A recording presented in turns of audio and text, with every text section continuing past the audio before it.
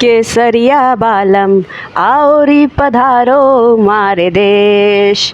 राजस्थानी राज्य गीत सुनते सुनते मैं पधार चुकी हूँ गुलाबी शहर जयपुर के सिंधी कैंप बस स्टैंड पर। यहाँ से मैं अजमेर के लिए बस पकड़ूंगी जो कि बहुत इजीली अवेलेबल रहती है। यहाँ से अजमेर से पुष्कर की दूरी मात्र 15 किलोमीटर की है। बसेस हर आधे घंटे पर मिलती हैं और किराया मात्र 20 रुपये का है। जयपुर बस स्टैंड से पुष्कर तक पहुँचने में आपको करीब 3.5 घंटे का समय लग जाएगा। तीर्थ गुरु पुष्कर पहुँचते ही राजसी राज्य राजस्थान की शाही संस्कृति का नज़ारा मेरे सामने है। अगर आपने यहाँ की सुंदरता और सभ्यता को महसूस किया है तो आप खुशनसीब हैं, लेकिन अगर जो आप इससे अनजान हैं तो आज मैं कराऊंगी आपको तीर्थ गुरु पुष्कर के पावन पवित्र तीर्थ स्थलों का परिचय। नमस्कार, मैं हूँ एकता सिंह और स्वागत करती हूँ आप सभी का अपने इस नए ब्लॉग में। यहाँ आते ही प्रथम दर्शन आपको इस ब्रह्म सरोवर के होंगे। कहते हैं कि ब्रह्मा जी को यज्ञ करने के लिए एक स्थान की ज़रूरत थी और इसलिए उन्होंने पृथ्वी की तरफ एक पुष्प फेंका और यह पुष्प जहाँ जाकर गिरा वहाँ एक सरोवर बन गया। क्योंकि अपने हाथों से कर से पुष्प फेंका इसलिए नाम पुष्कर हो गया। देखिए, जिस तरह से गंगा जल में गंगा जल का नाम है, उसी तरीके से पुष्कर इस जल का नाम है और जल के नाम पर ही इस नगरी का नाम भी पुष्कर पड़ गया। सरोवर के चारों ओर करीब 52 घाट हैं और 500 मंदिर हैं और जब भी आप यहाँ आएँ इस सरोवर की कम से कम एक परिक्रमा अवश्य लगाएं। मैं जितने दिन यहाँ रही सुबह शाम छक के स्नान किया। इसमें जल पवित्र है, निर्मल है, लेकिन थोड़ा गहरा है, इसलिए नहाते वक्त थोड़ी सावधानी रखें। संध्या काल में यहाँ के विभिन्न घाटों पर धार्मिक व सांस्कृतिक कार्यक्रम चलते रहते हैं, जिसमें देशियों के साथ साथ विदेशी भी बढ़ चढ़कर हिस्सा लेते हैं।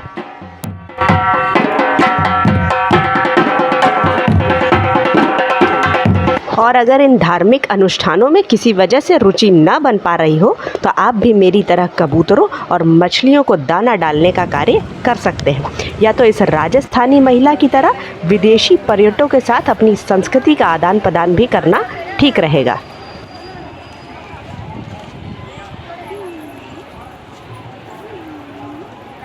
अब मैं आ चुकी हूँ यहाँ के मुख्य घाट ब्रह्म घाट पर।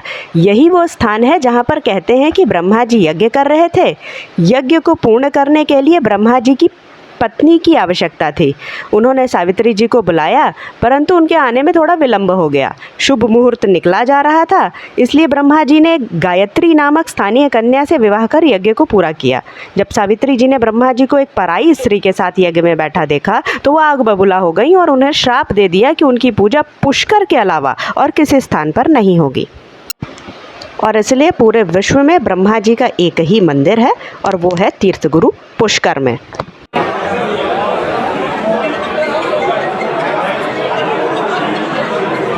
लेकिन ब्रह्मा जी के मंदिर को देखने से पहले मैंने स्वयं को राजस्थानी संस्कृति में रंग लेना ठीक समझा, इसलिए मैं निकल चुकी रेगिस्तान के जहाज पर सवार होकर यहाँ के मरुस्थल का लुत्फ उठाने।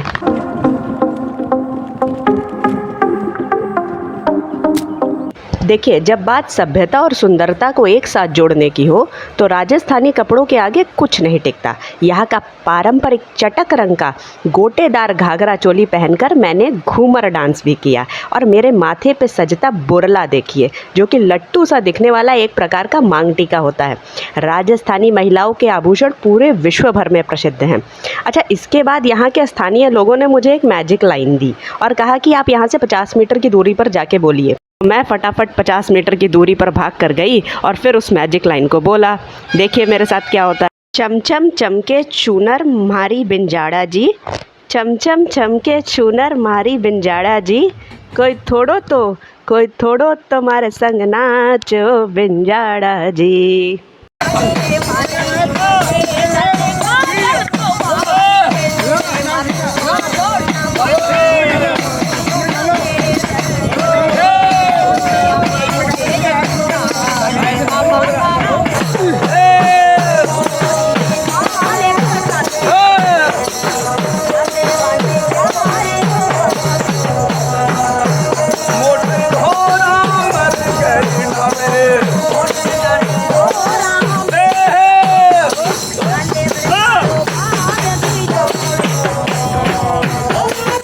बंजारों का सम्मोहक संगीत रेगिस्तान में भी जान डाल दिया है। देखिए, मैंने तो ये मज़ा दिन में लिया है, लेकिन अगर आप 4-6 लोग साथ में आ रहे हैं तो रात के वक्त ये मज़ा लीजिएगा, क्योंकि रात में रेगिस्तान में आग जलाकर राजस्थानी संगीत और कालबेलिया नृत्य देखने का आनंद कुछ और ही होता है। थोड़ी घुड़सवारी करने के बाद मैं अब आ चुकी हूँ पुष्कर में मौजूद विश्व के एकमात्र ब्रह्मा जी के मंदिर पर। ब्रह्मा संपूर्ण सृष्टि के रचयिता हैं।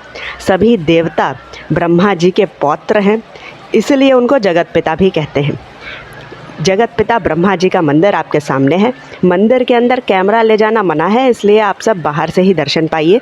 मंदिर के अंदर जो विग्रह है उसमें ब्रह्मा जी के 4 मुख हैं। ये 4 मुख 4 वेदों का प्रतिनिधित्व करते हैं। कुछ लोग कहते हैं कि ये 4 दिशाओं की ओर इशारा करते हैं।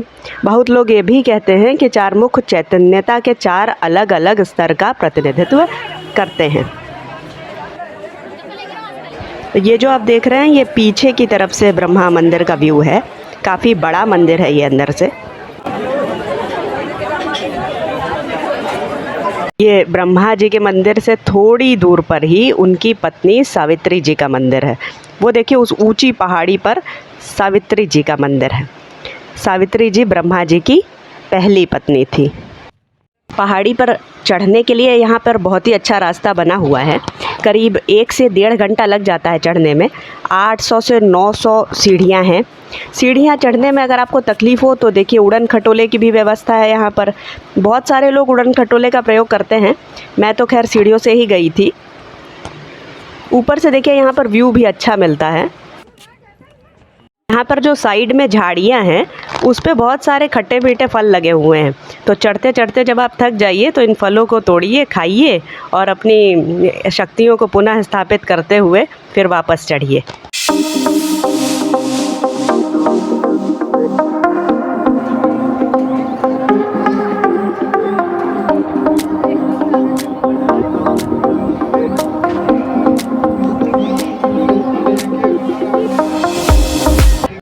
सावित्री जी ब्रह्मा जी से रुष्ट होकर यहाँ पर पहाड़ के चोटी पर आकर विराज गई हैं। मंदिर के अंदर सावित्री माता के विग्रह के साथ साथ सरस्वती माता का भी विग्रह रखा हुआ है।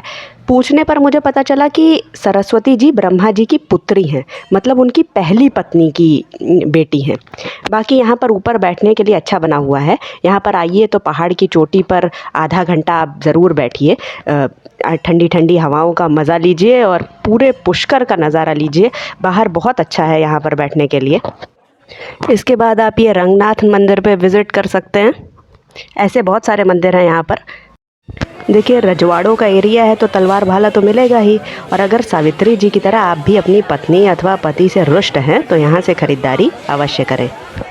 अच्छा, एक चीज़ मैं आपको और बता दूं कि यहाँ पर विदेशी पर्यटक बहुत ज़्यादा आते हैं, तो यहाँ पर बहुत से रेस्टोरेंट जो है वो उनके फूड प्रेफरेंस के हिसाब से डिज़ाइंड हैं।